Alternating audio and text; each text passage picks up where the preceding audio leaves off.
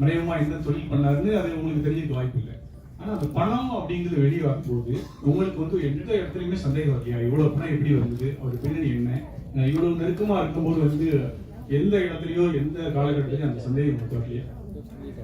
இந்த கேள்வியை லைக்காவுடைய ஓனர் கேட்டீங்களா?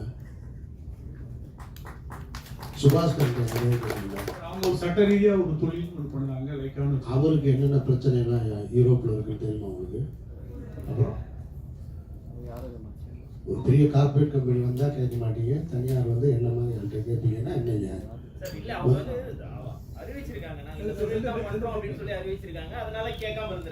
சார், அவரும் அங்கே வந்து அவர் மேலே ஒரு குற்றப்பதிவு இருக்கா இல்லையா லண்டன்ல? இருக்கா இல்லையா? இருக்கு. யாராவது கேட்டாங்களா? ரஜினி சார் கேட்டாரா? விஜய் சார் கேட்டாரா? அப்போ என்னையே கேட்குறீங்க? தம்பி, எல்லாரும் எப்படியாவது யானை எப்படி இருக்குன்னு சொல்லணும்னு ட்ரை பண்ணுறோம். கரெக்டா?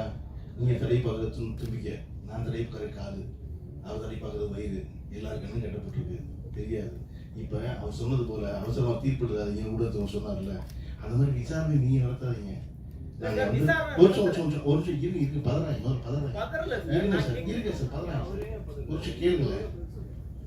வந்து அவசரமா இப்ப சொன்னீங்க இல்லையா, அவர் சொன்ன போல தயாரிப்பு அது இருக்கு. அந்த தயாரிப்புக்கு பதிலாக சொன்னே சொல்லலாம். உயிர் தமிழுக்கு ஒரு படம், அந்த படம் முடிச்ச உடனே உங்களுடைய கேள்வி கூட அதை நோக்கி திரும்புங்கிறதுனால அவரா முன் வந்து அதெல்லாம் சொல்றாரு. இப்போ மறுபடியும் ஆதம்பாவா பிரச்சனையுமா இருக்கும். டேய், என் படம் வியாபாரங்களை கெடுக்கிறாங்கன்னு சொல்லிக்கிட்டு இருக்கேன், அது எல்லாத்தையும் விட்டுவிட்டு இங்க என்ன பேசிக்கிட்டு இருக்காங்க பாருன்னு அவர் மைண்ட் செட்டு பூரா இருக்கும். நம்ம ஒரு ப்ரெஸ் மீட்டை நடத்தி வச்சுக்கிட்டு இருக்கோம், இங்கே ஒரு விசாரணை நடத்திக்கிட்டு இருக்காங்க. நல்லா கேளுங்க. நாளைக்கு இன்னும் அமீர் தொடர்ந்து பார்த்துட்டே இருப்பாரு. நாளைக்கு தனியாக ஒரு ப்ரெஸ் மீட் வச்சு இதை பூரா நடத்தி பேசிடுவோம். இதை தொடர்ந்து பேசி சொல்றோம், அவர் ஏதோ சொல்லிக்கிட்டோம், இதை தொடர்ந்து பேசி முடிவுக்கு வராத பேச்சு. புரியுதா? கிண்ணமும் அறமும் தெரிஞ்சாதான் கிண்ணம் தெரியும், அறமும் தெரிஞ்சா கிண்ணம் தெரியுமா? ரெண்டு பேரும் மாறி நீங்க ஒரு கேள்வி கேட்க பதில் அவர் பதில் கிடையாது, அவர் திருப்பி ஒரு கேள்வி, பதிலுக்கு அவருக்கு ஒரு கேள்வி, இதுவே நடந்துகிட்டே இருக்குது கடைசியில. அதனால இப்ப என்ன வழினா ஆதம் பாவா சொல்றோம், பாவா கரெக்டு தானே? ஆமா, எப்படியாவது அடுத்த 10ஆம் தேதிக்குள்ள மிச்ச ஏரியா வியாபாரம் பண்ணணும். இந்த படம் ஒரு காமெடி படமா எடுத்து வச்சிருக்கோம், அந்த வேலையை பார்த்துருவோம்னு நினைச்சுட்டு இருக்காரு. ஒரே ஒரு அவங்க சொல்லிக்கிட்டோம், அதை வளர்த்துக்கிட்டே இருக்காங்க. காரணம் முடிவுக்கு வராதுன்னு நான் சொல்றேன். அப்புறம் இல்ல வளர்த்தியா வளர்க்க ஒண்ணும் இல்லை, 3 மணி உட்காந்துருந்தோம், இன்னொரு 3 மணி உட்காந்துருக்க மாட்டேனா? நல்லா உட்காந்துருக்கோம், எல்லாரும் உட்காந்துருப்போம். கேளுங்க அமீர் சார், ஈடி பிரச்சனை அப்புறம் இருக்கட்டும், படத்திலேயே இன்னொரு பிரச்சனை வச்சிருக்கீங்க. இங்க யார் முட்டி போட்டு பதவிக்கு வந்தாங்கன்றது எல்லாருக்குமே தெரியும். இது ட்ரைலர்லயே நீங்க சொல்லியிருக்கீங்களே நேரடியா, அதுவும் அவங்க கட்சியுடைய பேரையே வச்சு நீங்க கொண்டு வந்திருக்கீங்க. சொல்ல வச்சாங்க. ரெண்டு பேர்ல யாருன்னு தான் கேட்கிறேன். அவர் தானே எழுத்து தயாரிப்பு இயக்கம்னு போட்டிருக்காரா இல்லையா? அது பாபா சார் சொல்லுங்க. ஏன்னா நேரடியா டைரக்டா வந்து ஒரு இது சொல்லியிருக்கீங்க. காலில் விழுகாத அரசியல்வாதி யாரா இருந்தா சொன்னாங்க. இன்னைக்கு காலில் விழுந்த அரசியல்வாதி யாருன்னு கேட்டா எல்லா குழந்தையும் சொல்றாங்கல்ல. என்னைக்குமே விழுகுறாங்க. பகுத்தறிவு பேசுற கட்சியா இருக்கட்டும், சுயமரியாதை கட்சியா இருக்கட்டும், அங்கேயே தலைவர் காலில் விழுகிறத நீங்க எல்லாம் பார்க்கலையா? அந்த நேரத்தில் அந்த காட்சி எடுக்கும்போது அப்படி ஒரு வசனம் தோணுச்சு, அதை படத்தில் வச்சிருக்கோம். மற்றபடி எந்த விதமான உள்நோக்கமும் இல்லை. சம்பந்தப்பட்ட நீங்க நினைக்கிறீங்க, யாரும் நினைக்கிறீங்களோ அவங்க பார்த்தா கூட சிரிச்சு போயிடுவாங்க. வழக்கம்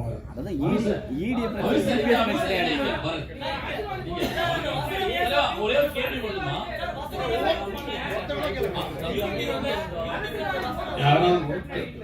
ஒரு கேள்வி,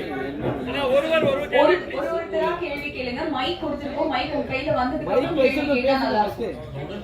தொடர்ச்சியாக படத்துல பல தளங்கள்ல பயணப்பட்டு அமித் சார் கிட்ட தொடர்ச்சியா பல தளங்கள்ல பயணப்பட்டுட்டே இருக்கீங்க. ஆனா ஒரு கலைஞனுக்கு சர்ச்சையின் செல்வப்பில்லை, ஏதோ ஒரு பழைய படத்துல இருந்து ஒரு சர்ச்சை வருது, இல்லைன்னா புதுசா இப்போ ஒரு சர்ச்சை, நீங்களே வந்து அது கிளாரிபிகேஷன் தானே வந்து நீங்க பேச வேண்டிய கட்டாயம். இது எந்த அளவுக்கு உங்களுடைய அந்த கலை, அதை நீங்க கான்செப்ட் பண்ண விஷயங்கள்ல பாதிப்பு ஏற்படுத்துது? அது எப்படி சமரசம் இல்லாத என்னுடைய வாழ்க்கை தான் எனக்கு இவ்வளவு பெரிய சிக்கலை கொடுக்கிறதா நான் நம்புறேன். நான் யாரோடையும் சமரசம் செய்ய தயாராக இல்லை. அதனால எனக்கு சிக்கல் இருக்கு, அதை நான் விரும்பி ஏற்றுக்கிறேன். அவ்வளவுதான். இதுல என்ன இருக்கு?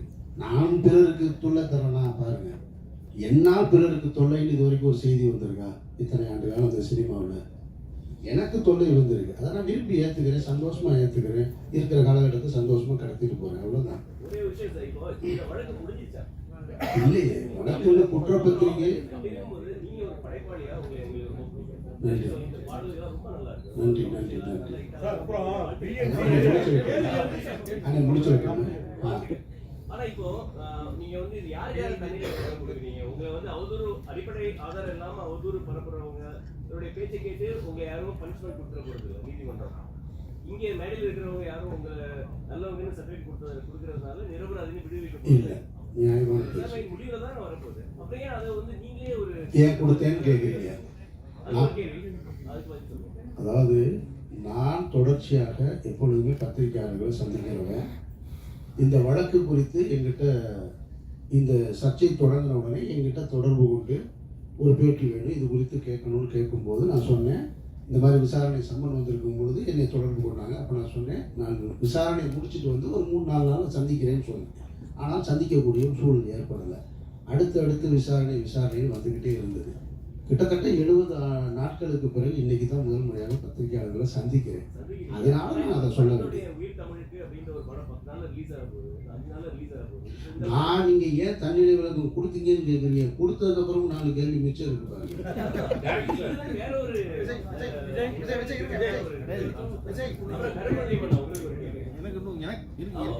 நான் சும்மா வாழ்த்த வந்ததுல என்னை மாப்பிள்ளை ஆக்காதீங்க.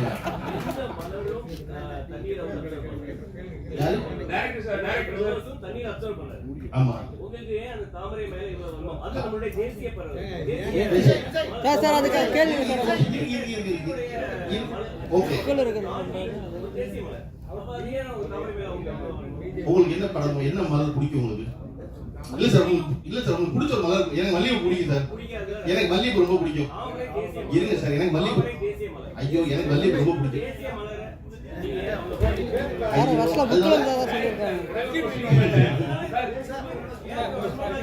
ஏன்னா காசி ஆனந்தனுக்கு இருந்துச்சு, அதனால எனக்கு அது இருக்கு. காசி ஆனந்தனுக்கு இருக்கு, அது காசி ஆனந்தன் எழுதுனது. காசி ஆனந்தன் எழுதுனதான் நான் கூட சொல்றது.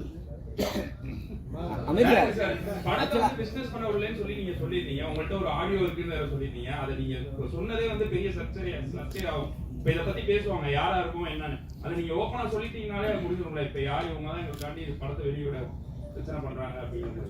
நான் யாரையும் பேரை குறிப்பிட்டு சொல்லல. சம்பந்தப்பட்டவங்க ஒரு வேலை பதில் சொன்னாங்கன்னா நான் வெளியிடுறேன். கண்டிப்பா கேட்போம். தனியா வாங்க, வெளியே உங்களுக்கு தனியா கேட்பேன்.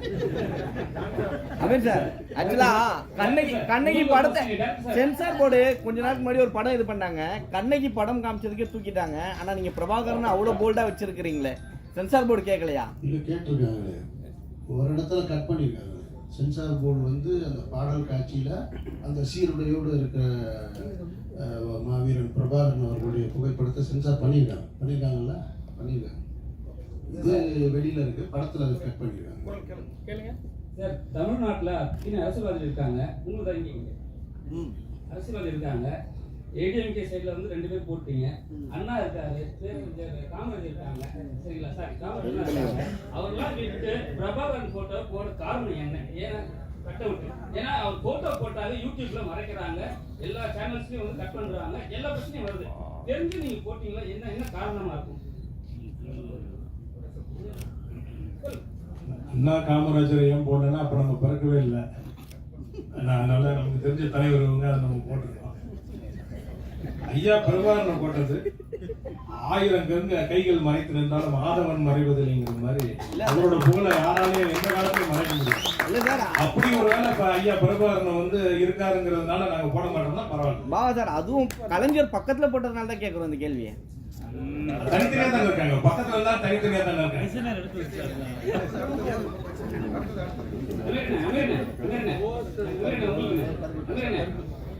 இது வந்து படத்தை தாண்டி தான். ஆனா இது வந்து ஒரு உங்களுக்கு கேட்ட ஒரு கொஸ்டின்.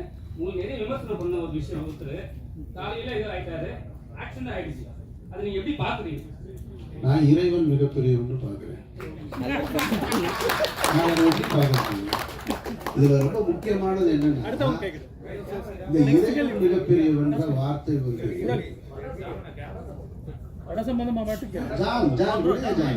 ஒண்ணு இல்ல. அவர் ஒண்ணு என்ன ஈடியில விசாரிச்சதை விட அவர்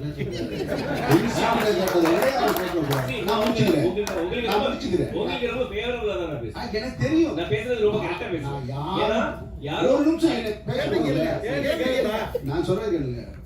நீங்க என்னை கஷ்டப்படுத்துற கேள்வி கேட்டா கூட ஒரு நாளும் பத்திரிகையாளர்கிட்ட நான் கோவப்பட்டதில்லை. கோவப்பட்டிருக்கேன்னா ஒரு நிகழ்வு காட்ட முடியும். படத்தை பத்தி ஒரு கேட்கிறேன் இருங்க, நான் முடிச்சிடுறேன். அந்த அவர் சொன்னார் இல்லையா, நான் இறைவன் மிகப்பெரியவன், எனக்கு இறை நம்பிக்கை இருக்கு, நான் சொல்றேன். அவர் பெரிய சொல்றாரு, இறைவன் என்பது பொது சொல் தானே. உங்களுக்கு இறைவன், எனக்கு இறைவன், யாருக்காக கடவுள் நம்பிக்கை இருக்கவங்களுக்கு இறைவன் மிகப்பெரியவன். நான் ஒன்றும் அதை அரபு சொல்லல, சொல்லவும் இல்லை.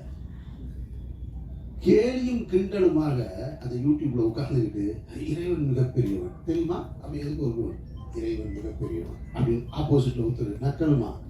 எனக்கு என்ன தோணுச்சுன்னா, அப்போ ஒன்று மட்டும் எனக்கு தெளிவாக புரிஞ்சுது. அதை நான் இங்கே அரசியலாக பதில் சொல்லித்தான் ஆகணுன்றதுனால சொல்கிறேன்.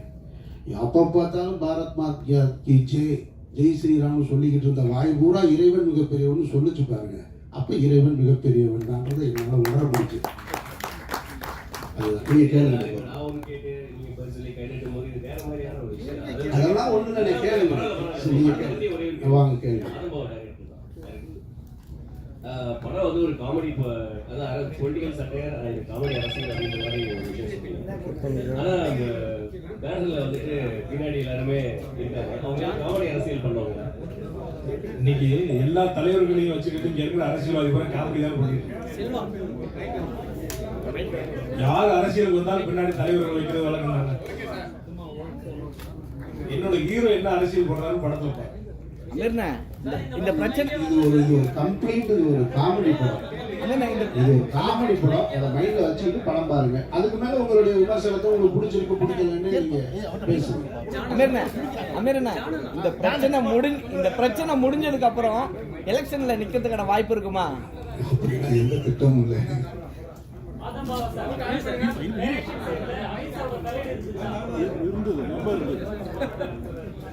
அவருடைய அறிவுரை இருந்தது, நான் மனப்பூர்வமா ஏத்துக்கிட்டேன், கேட்டேன், அதை செஞ்சு. சார், உயிர் தமிழுக்குன்னு வச்சுக்கீங்க. தமிழ்ன்றது வந்து மொழியா இல்லையா நாயகியோட பேரா? இங்க வந்து ஐயா காப்பாத்துன்னு தமிழ் தான் சொல்றேன். பசிச்சா அம்மா சோறு போட்டுன்னு தமிழ் தான் சொல்றேன். என்னோட தாய்மொழி. எங்க ஊர்ல வடநாட்டுல இருந்து வந்து இங்க நம்ம பிரதமர் வந்து தமிழனா பிறக்கலன்னு எனக்கு வேதனையா இருக்குங்கிறது. நம்மளுடைய மொழி, நம்மளுடைய கவிதையும் கற்பனையும் கலைஞர் நம்ம தாய்மொழியில தான் அது வரும். அதனால டைட்டில் பாருங்க, தமிழ், நாங்கள் தமிழோட விளையாடி இருக்கிறோம், கொஞ்சி இருக்கிறோம், கெஞ்சி இருக்கிறோம். நீங்க படம் பாருங்க, உங்களுக்கு தெரியும், நீங்களும் அதை செய்வீங்க. சென்சார்ல அது யாரையும் மென்ஷன் பண்ணணும்னு அவங்க நினைக்கிறாங்க, அதனால நீக்கிட்டாங்க. சென்சார் போர்டு எதுக்கு இருக்குன்னே தெரியல. நீங்க பாருங்களேன், வெள்ளை கொக்குகளா இதை காட்டை விட்டு போங்க, வெள்ளை கொக்குகளான்னு சுதந்திரத்துக்கு முன்னாடி பாடினாங்க. அன்னைக்கு சென்சார் இருந்துச்சு. இன்னைக்கு நம்ம ஹீரோ பாத்தீங்கன்னா 40 வெள்ளைக்காரனோட பாட்டு பாடிட்டு இருக்காங்க, டான்ஸ் ஆடிட்டு இருக்காங்க. இன்னைக்கு எதுக்கு சென்சார்? அவங்களுக்கு ஒரு அஜெண்டா இருக்கு, அவங்க செய்யறாங்க. யூடியூப்ல அது இல்லாதனால இது இருக்கு. நிறைய அரசியல் இருக்கு. அரசியல் படம் அடுத்தடுத்து இந்த படம் வெற்றி அடைஞ்சா நிறைய ஸ்ட்ராங்கான படமே இருக்கும். அதை பாருங்க.